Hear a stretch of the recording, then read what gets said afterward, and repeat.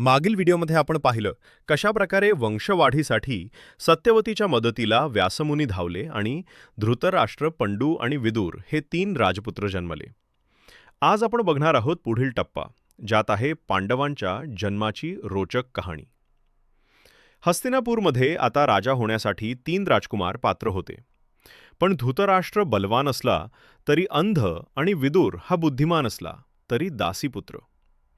त्यामुळे भीष्म पितामहांनी लहान भावाचा मुलगा पांडू याला राजा केले. पांडू शूरवीर, न्यायी आणि प्रजेवर प्रेम करणारा होता. लग्नानंतर त्याच्या 2 राण्या होत्या, कुंती आणि माद्री. एका शापामुळे पांडूला स्वतःची संतती होऊ शकत नव्हती. हे ऐकून तो खूप दुःखी झाला. तेव्हा कुंतीने त्याला सांगितले, माझ्याकडे एक गुप्त वरदान आहे. त्यातून आपण देवांना बोलावून संतती प्राप्त करू शकतो.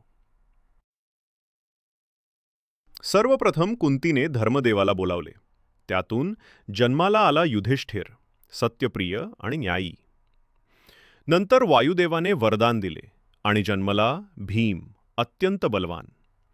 मग इंद्रदेवाच्या कृपेने झाला अर्जुन, धनुर्विद्येत अद्वितीय. कुंतीने आपले वरदान माद्रीलाही दिले.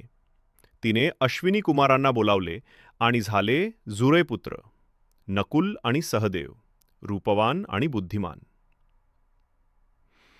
अशा प्रकारे जन्माला आले 5 तेजस्वी पांडव, जे पुढे धर्मयुद्धातील खरे नायक ठरले.